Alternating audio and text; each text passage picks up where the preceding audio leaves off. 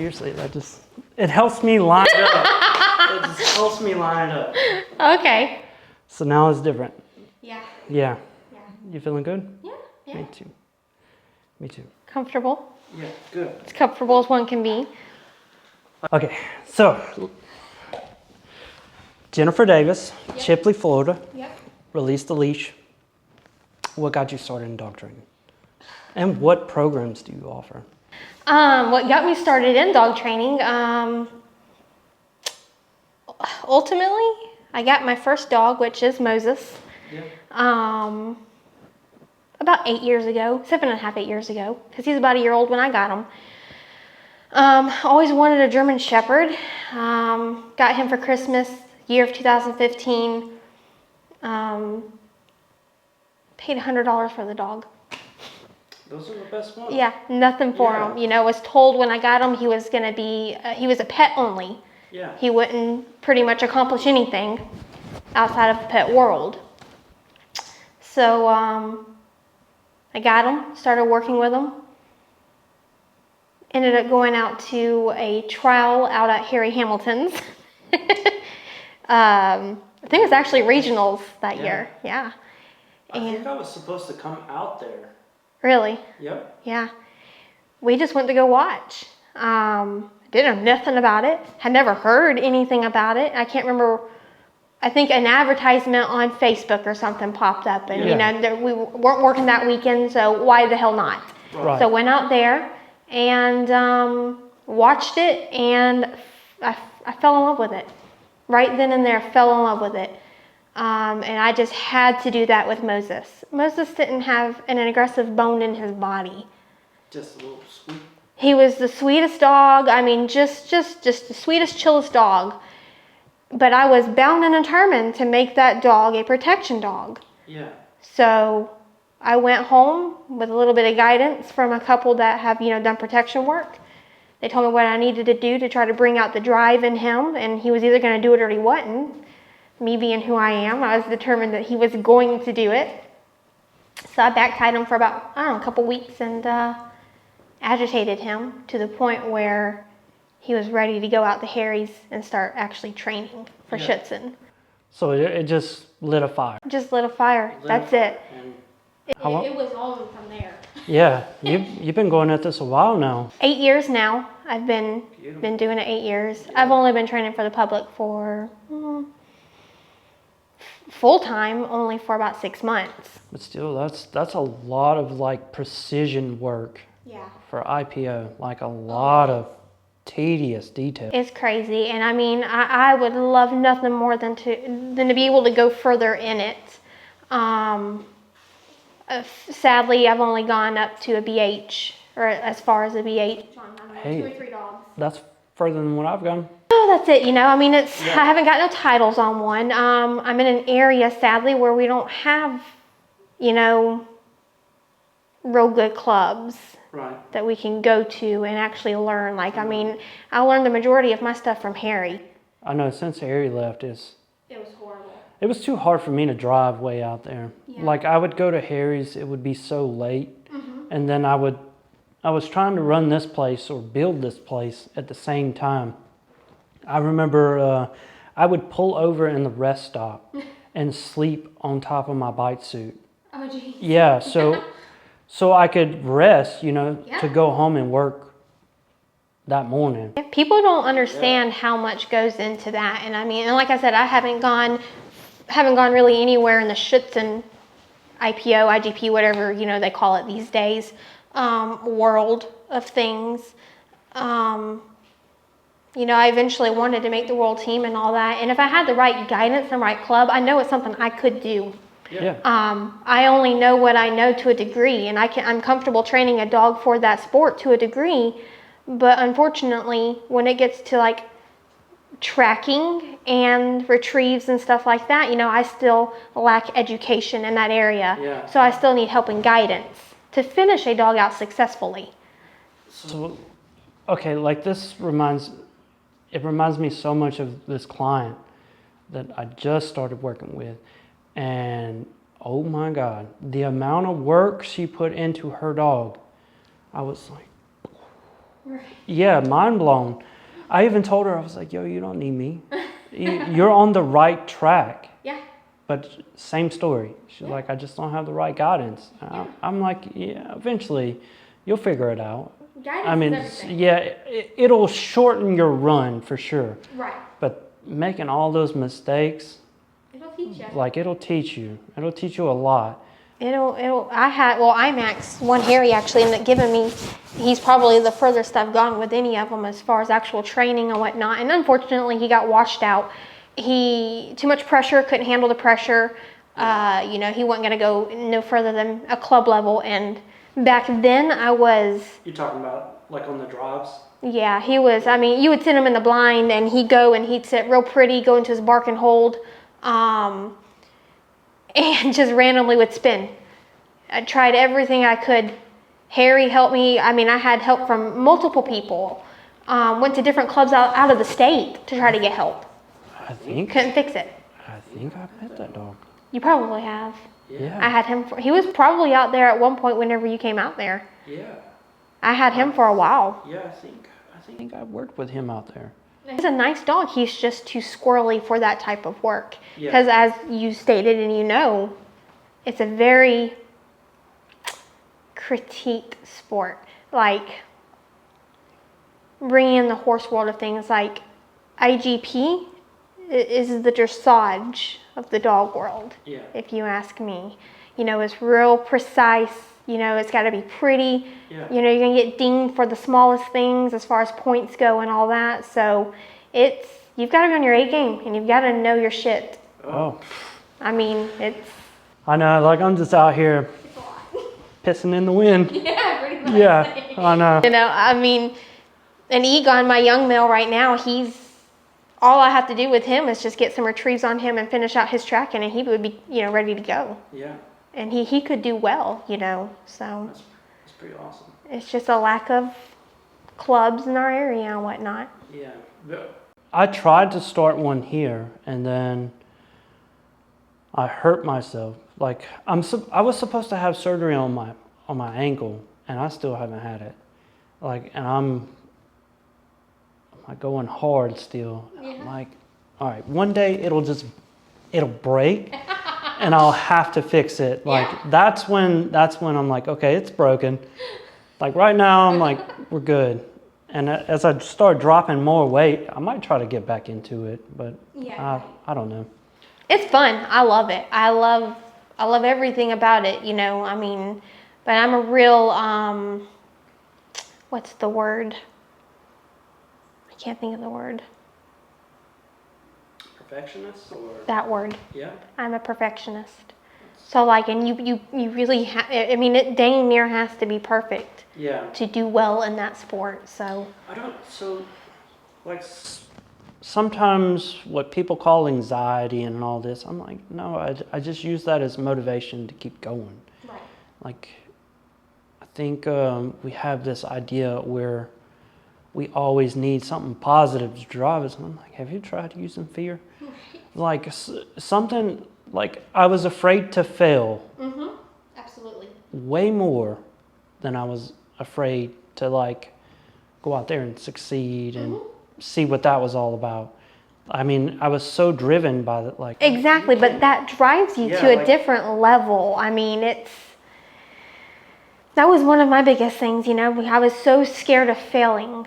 Yeah. And that's why it took me so long to finally walk away from law enforcement to take on dog training full time. I knew that's what I wanted to do for several years up until I finally took that leap to do it. When I did that, I was going to work for somebody else, wasn't even for myself, and I knew I could do it for myself. So when did you finally decide, okay, I've had enough? Did something happen? What set that all in motion? From as far as walking away from law enforcement or the girl? Full time. It's funny actually. Uh-oh. I was sitting on my front porch one day with my dad. Yeah. And it was after my divorce. Yeah. Had gone through hell and back pretty much. I was still doing a lot of healing. My ex literally lived like 10, 15 miles up the road from me. So, I was constantly having to see him and run into him and whatnot. And I was talking to my dad about reaching out to this specific girl to see if she wanted or needed help as far as dog training. Yeah. Because I wasn't quite comfortable doing it on my own just yet. I wanted to go work for somebody else full time, and then, obviously we'll go from there. And my dad encouraged me to do that, which that was going to mean me moving away from home. Because she has a couple of different businesses, so it was either going to be one spot or the other, and they were both away from home. Yeah. So, and my dad told me, that he could tell on my face that how bad being near my ex bothered me still, and he encouraged me to take that leap. And, basically said, you don't know unless you try it, and you're going to regret it if you don't. He's like, go ahead and get into it, go do it. You always have law enforcement to fall back on. You've got that certificate, you've got that if you need to. So that would be there. And pretty much said, get away from home for a while. I know. So like the fear of regret. And what I've learned, like deciding to follow the things that you want to follow, you're still going to regret things. Oh, yeah. It's just like you get to choose what you're going to regret. And I've loved this journey through dog training. It's hard. It is. It's hard, but it has been quite enjoyable. And that's the thing. I mean, just about, hell, nowadays especially, there's just about everything's hard. If you're really trying anyhow. Yeah. And you really want to do well and succeed, you're gonna walk into challenges, things are gonna happen, your world's gonna get, turned upside down here and there. Like, yeah. It's a process. It's part of it. I still go through things, and it's like, am I doing the right thing here? Did I make the right decision 6 months ago? I actually have that question written down. Like, do you feel like doing the right thing always feels right? So that was one of the questions I wanted to ask you. No. Yeah, and then another one, your dad he can segue us into that topic. Like, how do you balance your relationships with your animals? Like, do you feel you need to give them the same treatment or do the same things with them? Like, there has to be this whole equality ordeal with them, or? It's difficult. That's probably one of the most challenging parts of the job. Because, and doing this 6 months now full time, I'm still trying to figure out and work my schedule where it's just right. Like, I'll run into spurts where I will accidentally overbook myself, and it's like balls to the wall, for the next 4 to 8 weeks until I can get leveled back out again. And of course, my dogs are over here. I mean, they still get played with and stuff like that. They're not put completely on the back burner, but they're not getting exactly what, I want them to get. Right. And what they should get, because I have working dogs. Yeah. They're bred to work. They need a job. And if they're not working, they go bananas. Like, it's a lot. Like, it's like a ticking time bomb. Yeah. If they don't get what they need, and you can see it, it's like they start shaking. They just want to work so bad. But do you treat them the same? Like, do you look at them and you're like, oh, he got that, I'm going to give that to you too? Yeah, no. Or does it work like that for your animal? Yeah. I mean, they get whatever they need at the time. Is what they get. They don't all get treated the exact same. Nope. No.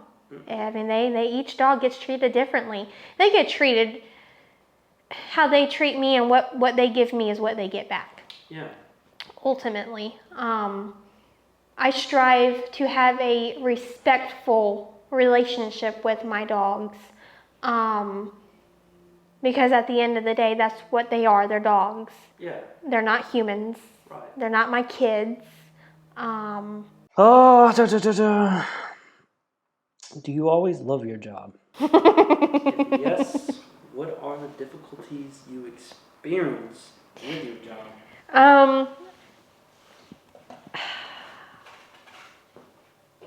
for the most part, I always love my job. It's what I believe I'm supposed to be doing for the most part. Yeah. It's the one thing in life for the 33, almost 34 years of my life that I've come across that I enjoy more than anything else. Yeah. But as far as difficulties go, I think the hardest thing is training dogs is easy. It's training the people, the owners. That's hard. And the reason why I say it's hard is because it's easy for me because I've been doing it for so long. I get it. I understand the method behind it. Trying to explain that to most of the time more than one person, because there's usually more than one owner within that dog's family, and you need everybody on that same page. If they're not on the same page with the dog's training from that point on, it's not going to be very successful. I'm gonna pick on that if I may. Yeah. Like if I may, because like I've thought a lot about this same page thing, and I don't think it's possible for people to be on the same page. Right. Because like I'm gonna try to use this to lead us into the relationship conflict, like wow, how this all came to life, you know. Right. So you have these personality differences throughout, you know, from the child to wife and husband. It's all different. They have their different strengths and weaknesses, and like maybe the dad is going to be better at the organizing things, but it doesn't mean he should be the monster all the time. Right. Like actually the softer one should be stepping up so he can soften himself. Exactly. And balance things out. So there's more like, oh, you know, you're too soft on the dogs. Like, you're not doing these things for me. Don't, or like, you're a dick. You're right. Like, you're so mean. And it's like, okay, like, define what it means to be mean. Yeah. Define what you would least expect from the person. Like, the least amount of effort, and pay that and build them, because you're not the same. Yeah, no. Not the same. Absolutely not. And it's so important in training dogs to be as close to the same page as you can. Yeah. You know, because it's like I tell my clients, you know, because I have just about every dog that comes to me, they have jumping problems. Oh, yeah. Just about every single one. And usually one session I can have that pretty much knocked out, you know. But that's the thing, and I tell them when they pick their dogs up, you know, everybody has to be on the same page with that, you know. And when I say that, I mean, like whenever they come to get their dog, they're automatically, oh, I missed you so much, you know, oh yeah, good boy, good girl, whatever. That's not okay. You're teaching him that it's okay to jump up on you. I know it's fun, and you love the dog, and you want to pet the dog, and, you know, have that whatever, but if you want the dog to not jump. I know. So like we think dogs are more conscious of things, what they are, and I'm like, sometimes I play with that idea. Like you'll see videos that make you think like, man, that dog really made a decision there that's kind of mind blowing. Like I watched the dog pull a table across the kennel, get on that table, grab like something that opens the kennel. I'm like, okay, did that dog think about that, or was he trained to do that? Right. So like it's hard to tell with these videos, and the dog's communicating their feelings with the buttons and stuff. Right. I'm like, all right, you paired these things together, and now the dog is, what does the dog get from it doing those things? Right. It's like, it's a hard thing to measure, you know, but it's fun to think about. It's fun to think about. It is. And as I like to ask my clients, like, why did the dog do that? Like, they'll do something, specifically, like, say you've got them on their place bed and they get up, or they're breaking their place command, you know, to go do whatever dogs do. And the owner's standing there, and I watch them and see if they're going to do anything about it. And I'm like, well, why did the dog just do that? Yeah. And I'll stand there for a second and let them think on it, and then I'm like, well, he did that because he can. Yeah. What are you doing to fix that? Right. I'm not going to live with you. I'm not going to be there by your side to hold your hand throughout all of this. You've got to get firm with your dog. You've got to make them do it. And I try to stress, like, you know, just because it's a positive thing doesn't mean we're chasing. Like, it's very difficult to resist the temptation of doing what you want for the greater good, but sometimes you don't see the results of it till much later down the road, but it's very good. Yeah. And then some of those immediate, like, gratifying decisions that make you feel not so good about yourself, like in those moments. Absolutely. Yeah. Yeah. It's difficult. Man, you know, did we cover everything? Like, I don't know. I know the camera stopped working, and now I'm like, oh, I don't know where we left off at. Yeah. I think you had asked me what started it for me, and and we were somewhere along that line. Yeah, do you always love your job? If yes, what are the difficulties you experience with your job? That's tough, because I mean, I love this. I love this job. Absolutely.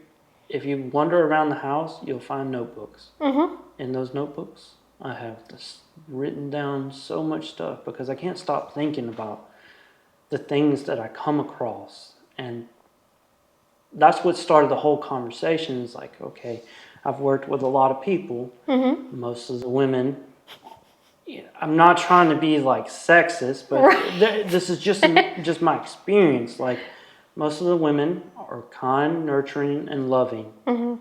And they don't want to hurt the dog's feelings. Exactly. I'm like, okay, I understand.